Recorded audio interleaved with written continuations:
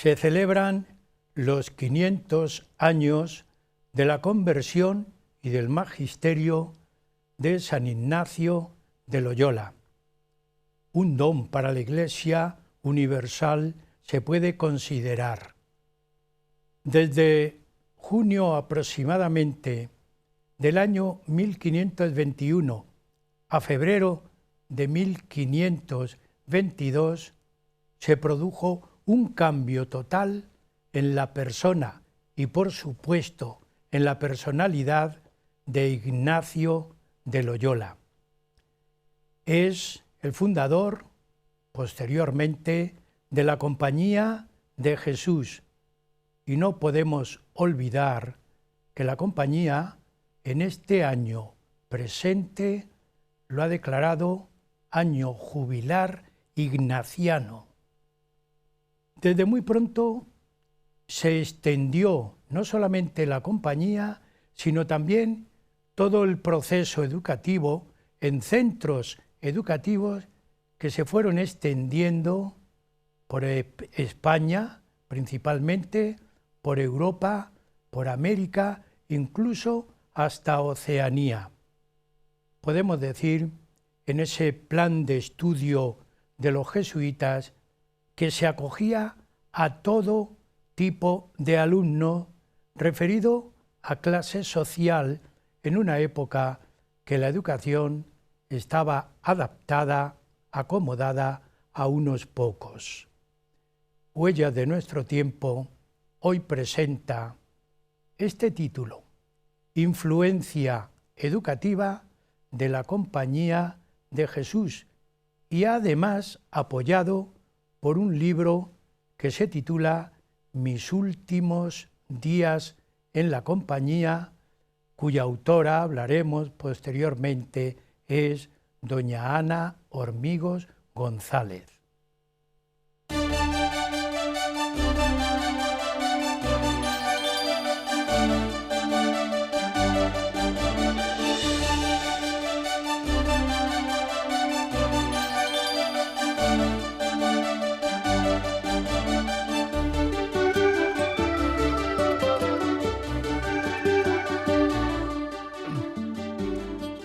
San Ignacio de Loyola es un maestro de la espiritualidad, y así lo denominan y lo definen muchos autores, incluso algunos de los muchos seguidores que tiene y que tuvo.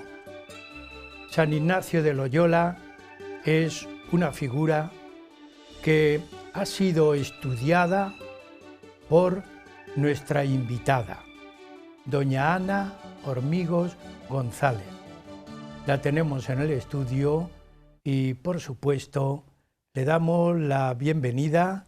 Le agradecemos que haya venido acompañada de su libro, que ya hablaremos de él, y que haya estado dispuesta a participar una vez más en este programa, porque es la tercera vez que asiste con otros títulos anteriores muy atractivos. Uno de ellos nos animó en la festividad del Corpus. Aquel programa hizo, no furor, el término no es el adecuado, pero sí hizo impacto en esa fecha en donde todo lo que se haga en beneficio del Corpus, en pro del Corpus, lo ensalza. Y aquel programa ensalzó los autos sacramentales. Bien, pues Ana, yo te agradezco por segunda vez que nos hayas traído también el libro. Así que muchas gracias por estar en el programa. Y voy a hacerte una primera cuestión de introducción, pero también de reflexión. Yo cuando he leído tu libro, la verdad es que es de una fluidez, no solamente verbalmente, sino también en la relación de ideas, que es una hilación tan cómoda que uno parece que está viviendo en ese centro educativo que tú describes, que es el centro de San Ildefonso de los jesuitas en Talavera de la Reina, nada más y nada menos que en el siglo XVIII, que es un siglo para mí de frontería, yo diría, de frontera entre el mundo clásico y el mundo moderno. Pues bien, Ana, te has atrevido a hacer una novela histórica. Yo te pido, ¿cuál es la estructura de este libro novelado y novelado para adolescentes? ¿Cuál es la estructura, Ana? Bueno, muchas gracias por traerme otra vez a tu programa. Es un placer estar aquí contigo otra vez. Sabes que te sigo en tus programas. De hecho, cuando estaba investigando para este libro, esta novela histórica, estuve escuchando un programa sobre la expulsión de los jesuitas. Trajiste a un invitado muy interesante. Y siempre es un placer verte y estar contigo y charlar de libros. Fíjate, ¿quién nos iba a decir que después de 2 libros te iba a escribir otra vez? Sí. Y oye, Andrés, que he escrito otro libro, que me gustaría presentarlo y estar allí contigo un ratito. Y mira, te cuento un poco pues cómo surgió la idea del libro.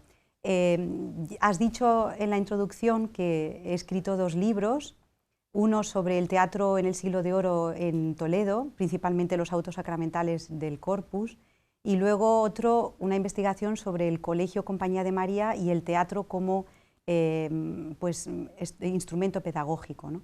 Y entonces, bueno, pues yo llevo 3 años investigando sobre los jesuitas en Talavera, porque en Talavera no mucha gente conoce la historia de un colegio que había allí en Talavera. Solamente quedan hoy en día los muros exteriores que se han convertido en el Teatro Palenque. Y bueno, pues he estado 3 años investigando el poco tiempo que me deja mi labor no como docente en un instituto de enseñanza secundaria. Pues los veranos me llevo a mis padres, a mi hermana y a mis sobrinas y nos vamos a los archivos. He visitado el archivo de Alcalá, he visitado también el archivo histórico provincial de aquí de Toledo, el del Alcázar, también el municipal de Talavera.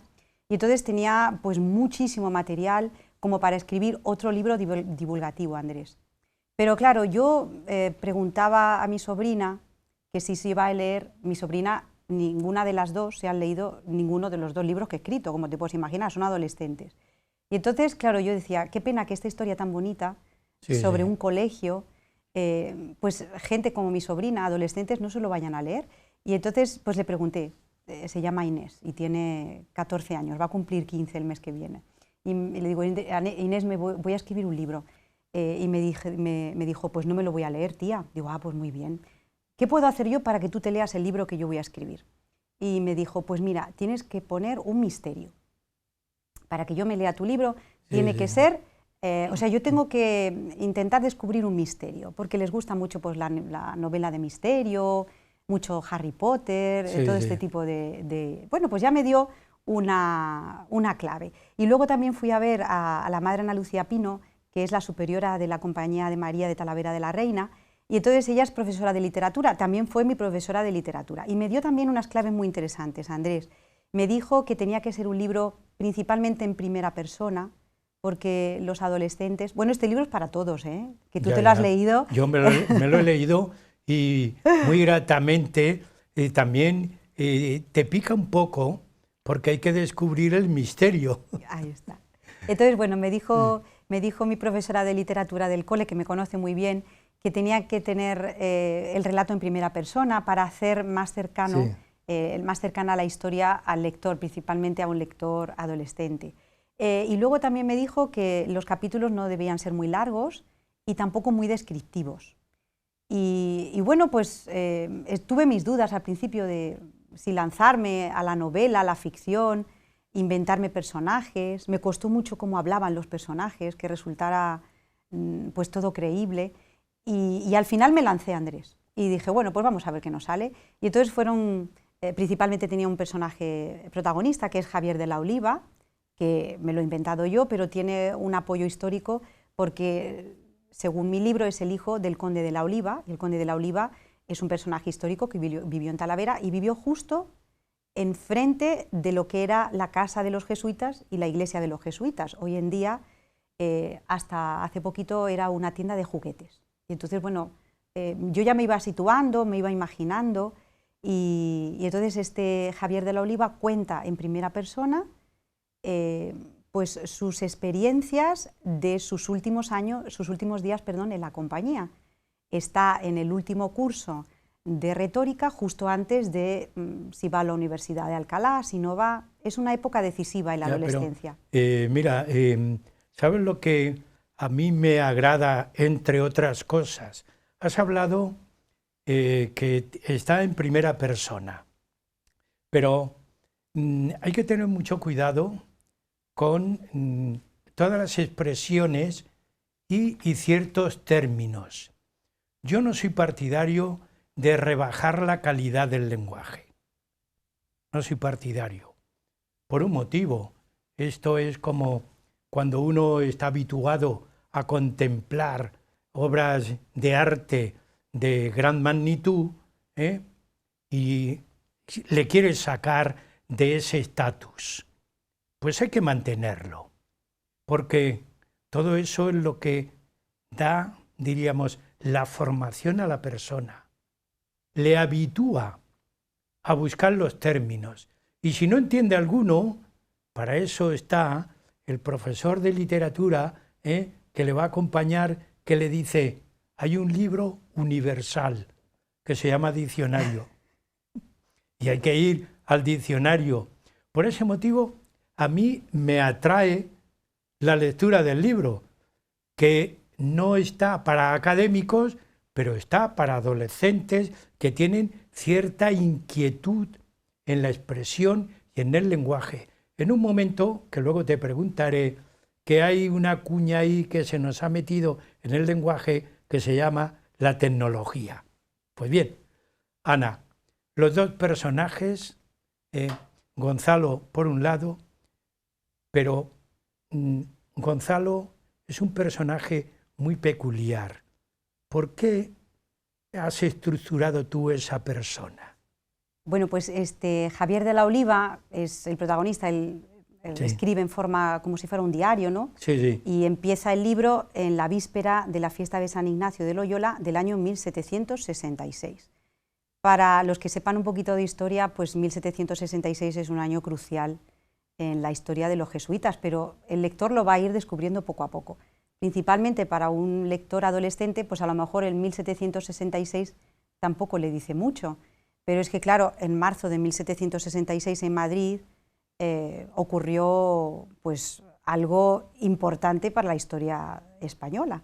Entonces, bueno, yo lo dejo ahí. Es verdad que me han dicho algunos de mis compañeros profesores que han tenido que tirar de enciclopedias para refrescar ciertos hechos históricos. Está muy bien documentado el libro, pero yo te he puesto el otro personaje, por supuesto, diríamos, el de la alta sociedad o clase social más elevada, como es el futuro conde de la Oliva. Tiene un amigo. ¿Por qué pones a ese amigo un talaverano con algo, diríamos, un cebo para los talaveranos? ¿Cuál es el cebo? Pues has dicho al principio, la presentación del programa, que los jesuitas acogían en sus colegios a todo tipo de niños y la instrucción era gratuita, no cobraban a ningún alumno, ni al conde de la Oliva, ni a Gonzalo Mansilla, que era el hijo del alfarero Mansilla de Talavera, que es un personaje histórico. O sea, el alfarero Mansilla existió en la realidad y es muy afamado, y además, bueno, hay azulejos de este Mansilla en la ermita de Nuestra Señora del Prado, en Talavera, y yo me he ido con la cámara y he estado mirando. Claro, por ese motivo te he dicho yo, ahí hay un cebo. Bueno, ¿cómo no iba a hablar de Talavera de la Reina y de su cerámica? Claro. Es que la cerámica de Talavera, antes de que la UNESCO la nombrara Patrimonio Inmaterial de la Humanidad, para los talaveranos y para muchísima gente es algo de lo que nos sentimos tenemos ahí una imagen que ilustra, no solamente porque es cerámica de Talavera, sino también porque tiene el gran distintivo de la Compañía de Jesús. ¿Ven? Es una muestra, ¿verdad? Los dos personajes se mueven buscando una incógnita y por ese motivo le da al libro el carácter de novela, novelado. Si nosotros recordamos, no nuestras épocas, que la mía ya es un poco más lejana, pero la de nuestros alumnos, hijos más próximos, todas las novelas, los 5, los Hollister, siempre hay, yo he dicho un cebo, siempre hay un rasgo que le hace buscar, que le hace indagar y que mueva la novela. Eso tú le has puesto, hay un rasgo. Puedes decir, aunque sea brevemente, ¿cuál es el estímulo, cuál es, diríamos, la incógnita para que tanto Javier como Gonzalo estén buscando en la novela? Pues claro, no puedo contarte, tú lo sabes porque has leído la novela, pero Claro. para no desvelar el misterio, son una serie de azulejos que encarga un misterioso italiano al padre de Gonzalo. Claro, Gonzalo no es conde ni es rico y tiene que ayudar a su padre en el alfar. Sí. Entonces nos metemos a través de Javier en el alfar de Mansilla y vemos y aprendemos cosas importantes sobre la cerámica que mucha gente no sabe, periodos de cocción, por ejemplo, dimensiones de los azulejos. También vemos que la cerámica talaverana en el siglo XVIII estaba en un periodo de crisis, principalmente porque los modos y los gustos habían cambiado, en especial porque habían venido los Borbones a España. Entonces, claro, la cerámica talaverana llega a su máximo auge con Felipe II, los Austrias, otro tipo, ¿no? Otro gusto, otro tipo de, pues, de decoración, y los alfareros se tienen que adaptar. Suben mucho los precios de las materias primas, de los colores, y entonces Gonzalo lo pasa mal. Me gusta mucho la relación de amistad. Los buenos libros también proponen muy buenos valores, ¿no, Andrés? Entonces me gusta mucho la relación de amistad que hay entre Javier y Gonzalo, porque son de clases sociales distintas, pero esa diferencia no supone para nada ningún problema entre ellos. Es una amistad sana, una amistad buena, se ayudan, dicen en una parte del libro que Javier es la palabra y Gonzalo es la imagen. Sí. Y luego me gusta también incluir ilustraciones en la novela, porque hoy en día, como has dicho tú, Javier, nuestros niños son muy visuales. Entonces yo creo que el estímulo de los azulejos, de ir completando un puzzle, también ayuda a seguirle a la novela. Dos cuestiones que yo no quiero dejar, por lo menos de tratar. Una primera, visto el panorama, no solamente histórico, sino también de personajes, que es lo que hace que a la novela se le pueda denominar novela histórica. Puede haber novelas de aventuras y otro tipo de novelas, que no vamos a citar ahora. Pero si podemos resumir, Ana, un novelista que quiera escribir para adolescentes, ¿en qué se debe apoyar? ¿Qué debe buscar? ¿Qué debe intuir que le va a gustar a un adolescente? Porque aquí hay un aspecto que tenemos que dejar aparcado, pero ningún escritor puede escribir si no sabe el desarrollo psicológico, en este caso, de lo que es un adolescente. Porque el adolescente, ya lo dice el término, es el que sufre, el que soporta cambios, el que hay que estimularle. ¿Cómo podrías tú resumir eso? Está en cuatro, diríamos, cuatro ideas muy básicas. Mira, para que una novela histórica funcione en los adolescentes, como tú dices, hemos hablado del misterio, de que el lector tiene que tener un papel activo en la historia. No es solamente que se la cuenten, sino que él acompaña al protagonista y sufre, como tú dices, con él, ¿no? Porque Javier no es podríamos decir que no es un héroe perfecto, tiene muchos defectos. Tú lo has visto en la novela, tiene sus crisis de identidad. Se plantea la autoridad, no de los padres, pero sí de los maestros. Yo soy maestra, sí, Andrés, y es verdad. Pero Ana, perdona, y sí que el concepto de autoridad, que yo también te lo quería preguntar, aparece ahí bastante claro. El concepto de autoridad que es capaz de orientar y de aconsejar, no de imponer, que es distinto. Y el padre jesuita tiene una gran labor de orientador. ¿Sabes lo que me gusta a mí del padre jesuita. Yo cuando leía, digo, es un hombre que sabe imponer sin imponer.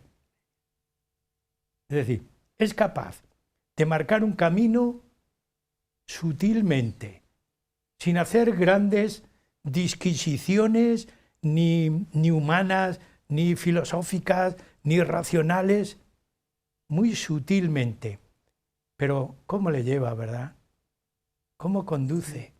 A mí Sí. me gusta mucho, Andrés, el padre carretero, el padre jesuita. Es la figura clave Sí.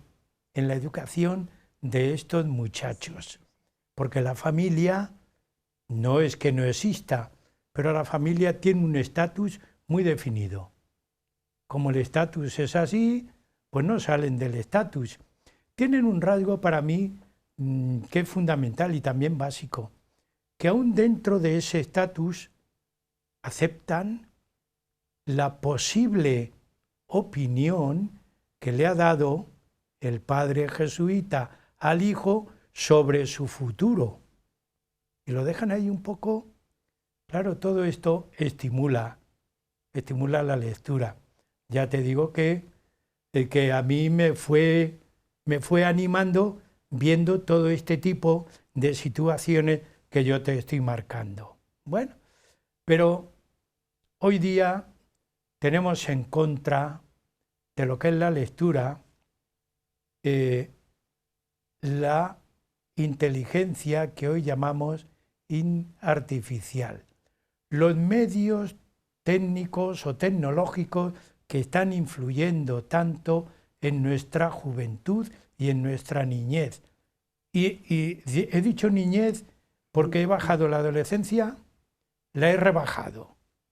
Porque desde que son niño, con 5 años, por ejemplo, que es un momento clave en el mundo psicológico del niño, ya tiene en su mano un aparato y sabe manipularlo.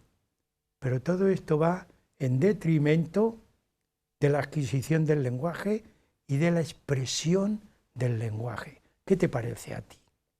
Pues fíjate, Andrés, en este libro lo comento siempre con la gente que lo ha leído y me hace tanta ilusión que te lo hayas leído porque me han hecho entrevistas y el entrevistador no se había leído el libro, Andrés, o sea que sí. Me hace, porque sabes mucho del libro, o sea, me hace mucha ilusión y me gusta lo que me cuentas porque digo, bueno, pues Andrés se ha empapado. Mi deseo. Ahí está. Para mí no es obligación se ha empapado estar del aquí. Libro. Sí. Es un deseo estar aquí en este programa. Sí. Lo mismo que es un deseo cuando leo algo. Sí. No es una obligación. Claro, pues fíjate, en el libro es que los protagonistas, el padre carretero, la madre de Javier, hablan de bibliotecas, tienen los libros en las manos, son personas que aman los libros, que regalan libros. María es un personaje maravilloso. Bueno, la niña que va a la casa. Ahí. Bueno, María es además es un homenaje que yo hago a una amiga mía que murió jovencita, que se llama María Gese, y era mi amiga del alma de pues la niñez y la juventud, y entonces yo quería hacerle un homenaje a María. Hablabas del padre carretero. Fíjate, el padre carretero para mí es el maestro bueno, ese maestro que incluso hay un libro que es un poco subversivo, el padre Juan de Mariana, y de la institución real, que casi es como de rebeldes, ¿no? Leer al padre Juan de Mariana. Y le dice el padre carretero, no te voy a decir mi opinión, tienes tú que leerlo y me vas a decir tú lo que opinas de él. Claro. Me encanta, ¿no, Andrés? Cómo lo que tú dices le va guiando, que es la labor principal de un padre, de una madre y de un maestro, ir guiando al discípulo, al hijo, para que descubra su verdadero ser, su mejor esencia. Porque cuando a uno se le imponen las cosas, normalmente o bien las traga hasta que se revela y pues se va por caminos distintos, o llega un momento en que se plantea, oye, lo que me están diciendo es verdad. A un adolescente, vulgarmente dicho en el campo psicológico, hay que ir poniéndole cebos, porque los modelos que él ha tenido hasta ahí se destruyen. Y hay que buscar nuevos modelos, pero modelos que él los vaya descubriendo y le formen, porque si le abandonas, claro que busca modelos cómodos. Hoy podríamos poner 1000 modelos que tienen los jóvenes y los adolescentes, por falta de la inquietud educativa que tiene tanto la familia como tiene el maestro, el profesor, de guiar. Porque hoy para mí, y no quiero, llegamos a la mitad del programa, el problema que tiene el maestro actual es que no se ha dado cuenta que él no es solamente el que transmite conocimientos, es el que sabe hacer personas. Bueno, perdóname por esta intromisión que me he metido en tu pensamiento, Ana. Llegamos a la mitad del programa, pero continuaremos hablando del libro y también algo que me atrae mucho, la educación en la compañía de Jesús. Amigos, un pequeño descanso y seguimos con ustedes.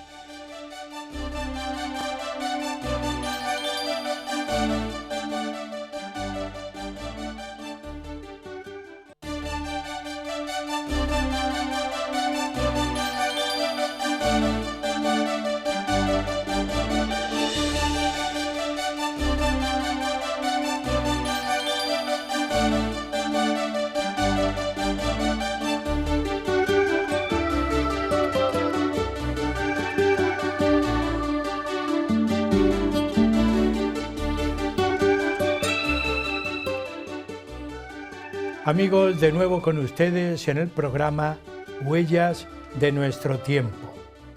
Hoy estamos exponiendo una novela histórica, un libro para adolescentes, con títulos muy atractivos, porque todas las novelas han de tener gancho.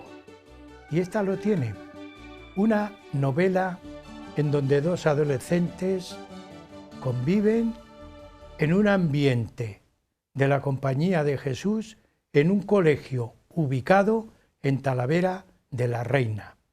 La autora continúa con nosotros desde la primera parte, doña Ana Hormigos González. Yo dije en la primera parte que había estado en el programa.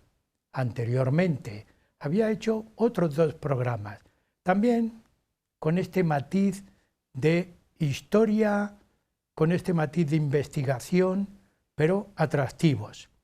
Doña Ana Hormigos es doctora en ciencias literarias, en literatura española, en literatura hispana. Escritora, profesora de instituto y además investigadora por vocación. Su estímulo es buscar, indagar, lograr la satisfacción de encontrar algo que aparentemente estaba olvidado y lo pone al alcance de la época actual. Pues yo le voy a preguntar a doña Ana, después de esta pequeña introducción de la segunda parte, te voy a preguntar, Ana, por un personaje del libro antes de entrar en el sistema educativo de la Compañía de Jesús. En el libro destacan 2 jóvenes adolescentes, 2 adolescentes, Javier y Gonzalo.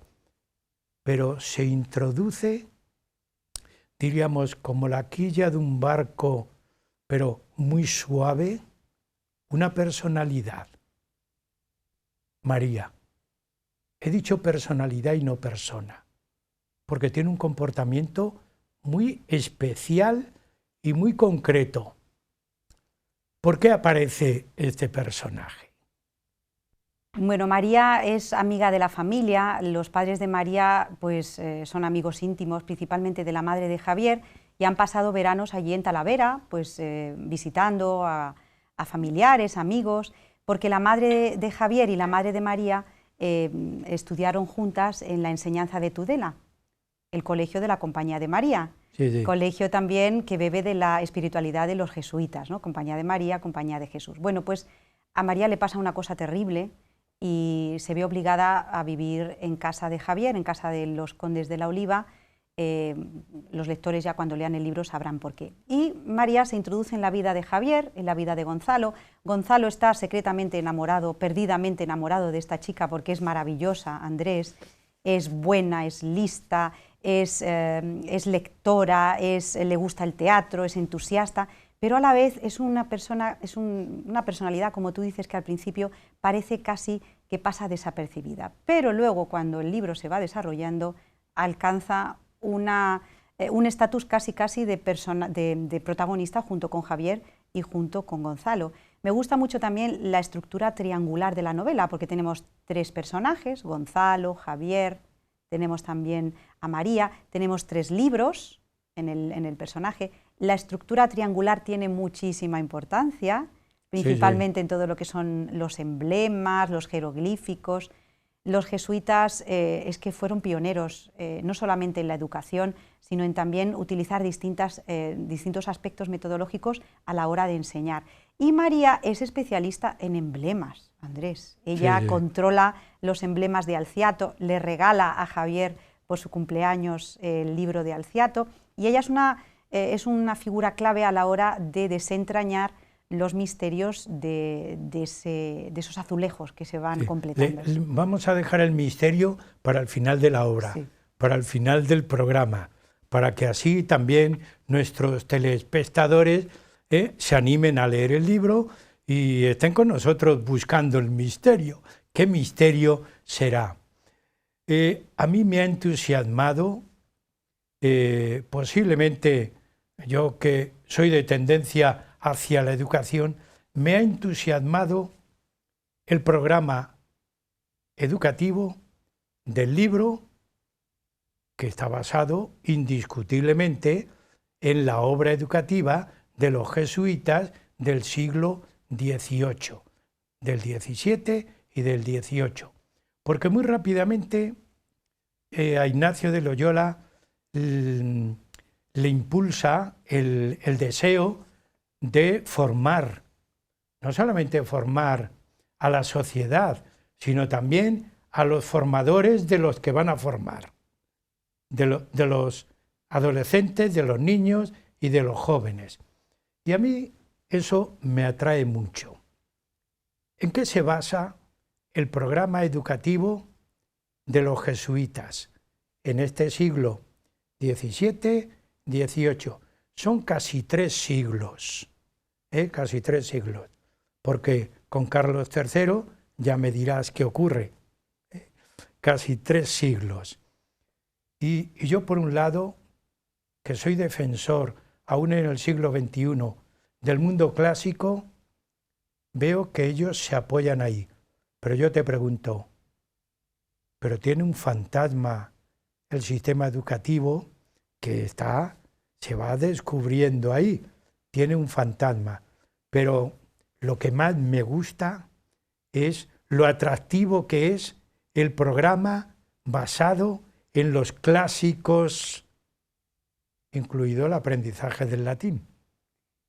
Ana, sí. A ver cómo... Bueno, voy a intentar resumirlo, porque esto puede ser 3 programas, Andrés. Ya lo sé, bueno, ya lo sé. San Ignacio de Loyola al principio no contempla la creación de colegios, porque él quería a sus jesuitas como soldados, a las órdenes del Papa, por el 4º voto, tú lo conoces, obediencia absoluta al Papa, a donde les mandara. Quería soldados apostólicos para ganar almas para el reino de Cristo. Pero luego él se va dando cuenta de que para transformar la sociedad hay que hacerlo desde los primeros estadios, ¿no? Desde la educación de los niños, de los más jóvenes. Y no solamente para los que quieran ser sacerdotes o religiosos, sino también para los que tengan que tener pues ciertas responsabilidades en la sociedad. Y entonces San Ignacio, pues aconsejado por sus jesuitas, ¿no? Él piensa que hay que fundar colegios. Y entonces, como él era soldado y había estudiado en París, que esto es muy importante, había estudiado según el método parisiense, pues él escribe una obra que se llama La Ratio Studiorum, en la que todo aparece especificado. Y lo que tú decías, es muy importante el formador de formadores, es decir, el maestro es una figura clave en la formación de los jesuitas, de los niños. También San Ignacio quería formar una persona integrada, o sea, no que rezara y que luego en el mundo tuviera sus responsabilidades, sino que todo estuviera integrado. Es decir, la piedad y las letras, la virtud con las letras, para eso el latín era el idioma que iba a abrir Claro. las puertas de todos los libros. Es que, Ana, perdona, que leyendo, yo que había leído, no ahora, sino en otros momentos, había estudiado esta época, claro, me llama mucho cómo tú te has metido en el sistema educativo cuando aparecen las primeras letras. Un lector no ducho en este sistema, en el sistema educativo, dice las primeras letras es aprender a leer y a escribir, pero las primeras letras eran latín, las declinaciones latinas. Yo en alguna ocasión, Ana, y te lo digo esto como un paréntesis, cuando a alguien aparece por ahí en el mundo social que es muy informado y muy de primera línea, digo, este sabe latín sin haber estudiado las declinaciones, se ha dado el salto, se ha dado el salto, pero ellos no querían ese salto. Las primeras letras, el estudio de las declinaciones latinas, y eso a mí, de verdad, es uno de los puntos que más me ha atraído. Luego te haré ahí una pregunta, contraponiéndome a esto. Pero bien, tú habla, perdona. Sí. Continuamos con el sistema educativo. Bueno, pues esto, el San Ignacio tiene muy ordenado el tiempo. Los que nos hemos educado con la espiritualidad jesuita sabemos que el tiempo es importante, hay que estar centrado en lo que se hace. Estaba todo muy reglado, todo el horario. En el libro aparece el horario, que yo creo que cuando los chicos de hoy en día lean ese horario se van a quedar alucinados. Ana, léelo. Sí. Mira, lo voy a leer para que ya que lo tienes para ahí. que veas el día que tenían los chicos. De 7:30 a 8:30 de la mañana se ponían en el patio a repasar la lección y se la repasaban entre ellos. Sí. Javier es el decurión máximo. Decurión eran 10, las clases estaban divididas en decurias, y entonces cada decuria, que eran 10, tenía un decurión máximo que era el que más sobresalía. Y él es el que se encargaba de repasar la lección del día anterior. De 8 a 8:30 estudiaban a Cicerón, en latín. De 8:30 a 9 a San Juan Crisóstomo, en griego. Pero Ana, cuando yo leía de Cicerón sobre la amistad y la vejez, de Amicitia y de Senectute, que a mí me dejó, digo, pero bueno, si eso no lo estudia nadie. Bueno, pues esto lo estudiaban. De 9 a 9:30, repaso en el aula. O sea, todo lo que estudiaban lo repasaban. La importancia de la memoria para los jesuitas, que luego también se les achaca. Acuérdate que el aprendizaje memorístico, y hoy en día Andrés sabe que está totalmente denostado la memoria. Y tú y yo estamos de acuerdo en que la memoria es una técnica muy interesante y muy importante para aprender. Claro. Bueno, pues yo que leo un poquito, he leído últimamente que hay que dormir muy bien porque la memoria se consolida y se refuerza en el sueño. Eso también aparece en el libro. Fíjate. Sí, de 9:30 a 10, prelección. La prelección era la explicación que hacía el maestro. En este caso, el padre Carretero, que era el maestro de retórica. De 10 a 10:30 hacían textos en castellano. De 10:30 a 11, recreo. De 11 a 12, misa y letanía. Y luego tenían el horario de tarde. De 12 a 12:30, recreo, prima y examen de conciencia. Fíjate, Andrés, examinaban la conciencia, esto es muy jesuita. De 12:30 a 1:30, quiete y almuerzo, que es una especie como de recreo que se hacía, ¿no? La quietud. De 1:30 a 2, el rosario. De 2 a 2:30, prelección, otra explicación del maestro por la tarde. De 2:30 a 3, tenían repetición y construcción. O sea, todo lo que habían explicado, lo que habían aprendido, luego lo tenían que poner en práctica, que es una de las características del método parisiense. Es un método eminentemente práctico. De hecho, por eso tuvo tantísimo éxito, porque no era la lección magistral del maestro, sino que el educando tenía un papel activo, tenía que construir. De 3 a 3:30, intermisión y repaso. De 3:30 a 4:30, composición, un ejercicio escrito, y de 4:30 a 5 menos cuarto, lectura y declamación, que esto me encanta. Lo que los alumnos que escribían, luego había algunos voluntarios que lo leían en público. Y el padre Carretero, aparece en el libro, les corregía la declamación, las pausas, la entonación, todo ese tipo de cosas. A mí me llama mucho la atención porque es un gran recurso didáctico el teatro, que tú ya lo habías tratado en el programa anterior que hicimos sobre la educación femenina, en un colegio femenino. Los recursos del teatro son muy amplios. Tú, como profesora de literatura, ¿qué te voy a contar? Me tienes que contar tú a mí. ¿Y cuáles son esos recursos? Pues mira, yo creo, Andrés, que hoy en día se ha dejado, y es una pena, la lectura en alto en las clases, porque se aprende mucho leyendo en alto y escuchando leer a otras personas. Yo recuerdo en mis años del Colegio de la Compañía María de Talavera que teníamos lectura y salíamos las niñas con un libro y nos poníamos a leer en alto. Y la maestra nos corregía, cuidado, las pausas, la entonación. Hoy en día, Andrés, los niños no saben cómo hacer las pausas, cómo hacer las entonaciones hacia abajo cuando es final de frase, cómo las interrogaciones, cómo se leen.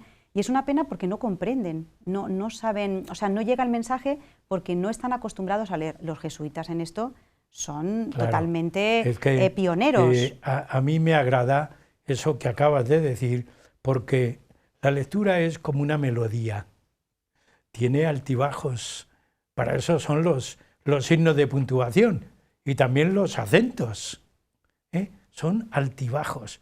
Qué vida se le da, ¿verdad?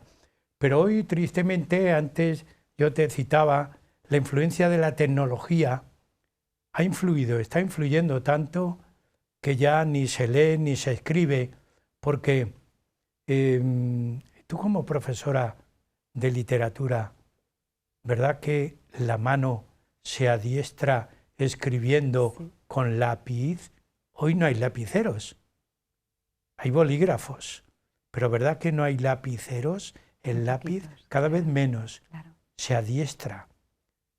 Y no voy a explicar qué supone para el mundo mental escribir con un lápiz, porque sería motivo de que tú y yo hiciéramos un programa de literatura, que yo no estoy a tu altura, pero bueno, tú lo podrías hacer mejor.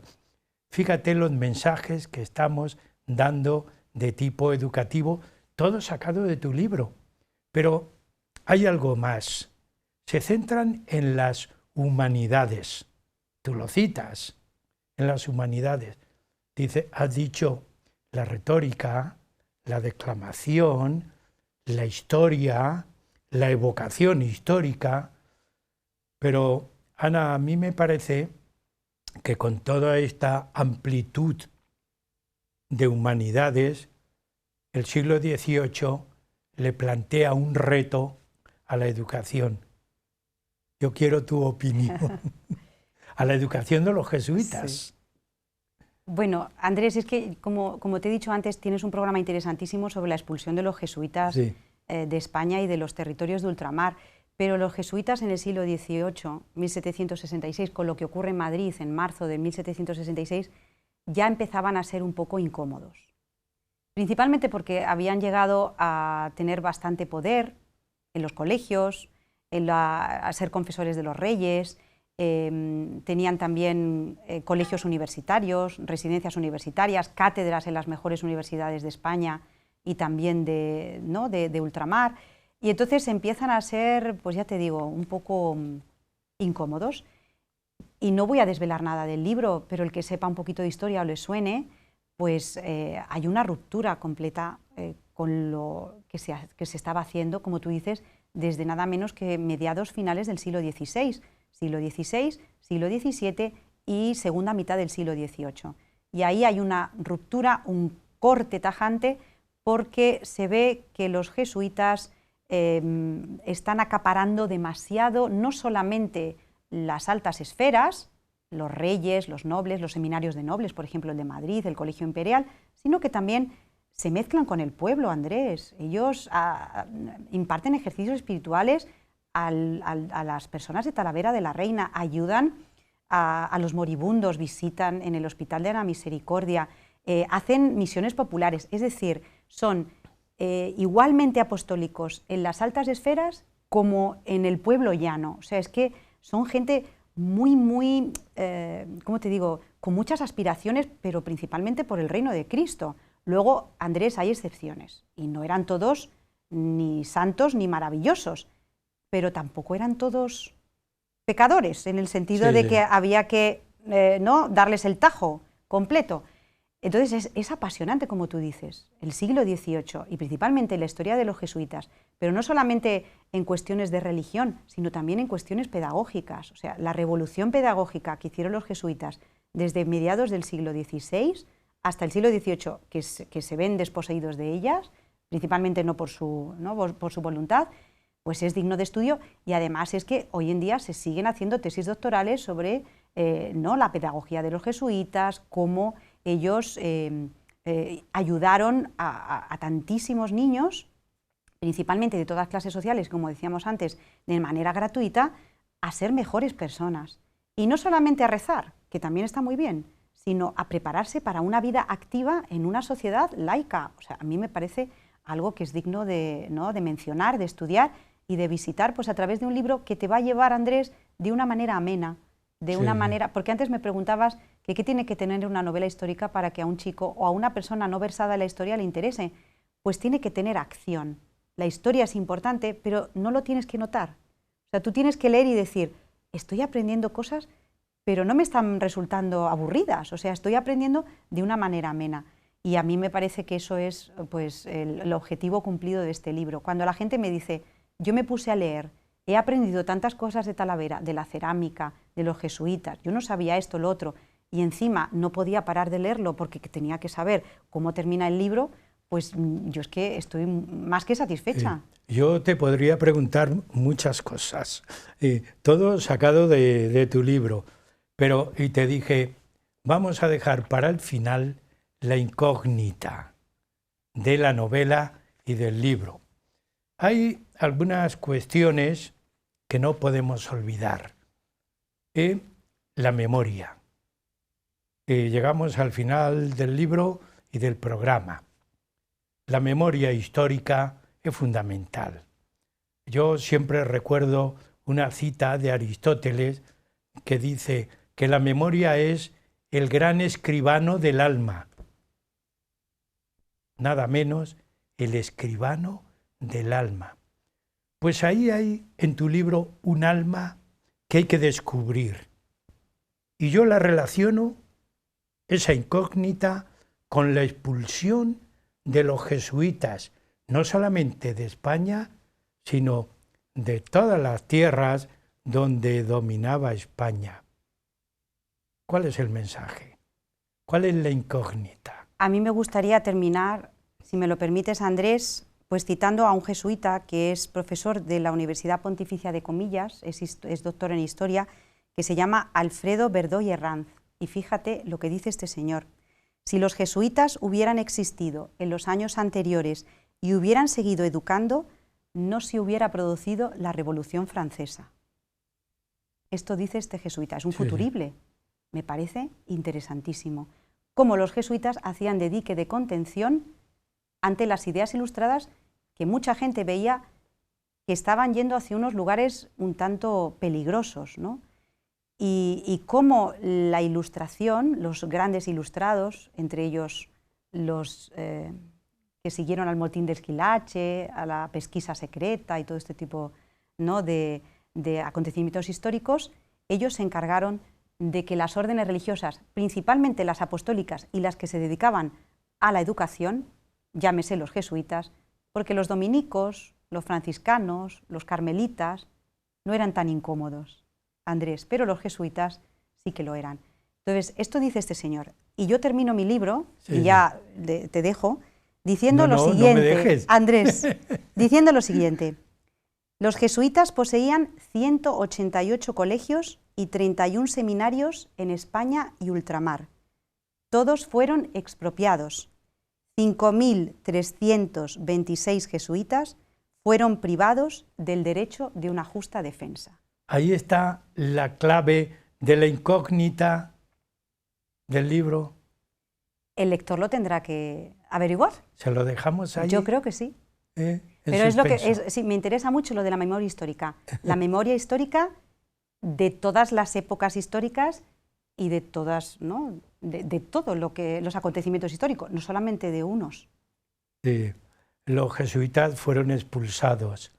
Y aunque sea en un par de minutos que nos queda muy poco para terminar el programa, a grandes rasgos, ¿qué repercusión tuvo también en la corona española? Porque Carlos III, en el siglo XVIII, se pone a reformar la educación. Suprimió, no viene al cuento, de si había X universidades, lo dejó en la cuarta parte, de centros universitarios, y así sucesivamente. Y aparecieron nuevos conceptos de educación. ¿Qué podemos decir muy brevemente, Ana? Como final, ¿qué repercusión tuvo esa expulsión? Bueno, pues fíjate, en el campo de la educación, como tú dices, se privó de profesores a más de un centenar de colegios. O sea, los colegios no tenían profesores. Sin profesores es muy difícil enseñar. Y se creó un vacío pedagógico difícil de solucionar a corto plazo, con severas consecuencias.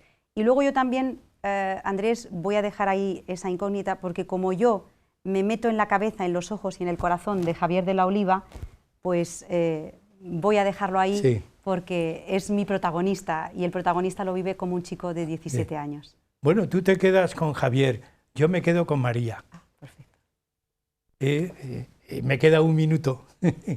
Me quedo con María porque en ella hay una defensa de la educación femenina que no se hacía desde la época de Luis Vives, que fue el primero que escribió sobre la educación de la mujer.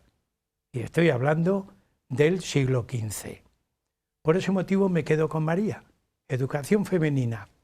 La mujer está igual dotada para la educación o para la adquisición de conocimientos que el hombre. Así que yo me quedo con María. Andrés, te doy muchas gracias por lo bien que has tratado el libro y por lo a gusto que he estado contigo. Yo a ti por haber venido al programa. De verdad. Y también a nuestros oyentes, espectadores, que yo siempre les digo lo mismo, Ana, que no nos dejen, que no nos abandonen, porque nosotros estamos aquí por ustedes, porque nos animan, nos estimulan. Huella de nuestro tiempo estará la próxima semana con un nuevo tema. Muchas gracias.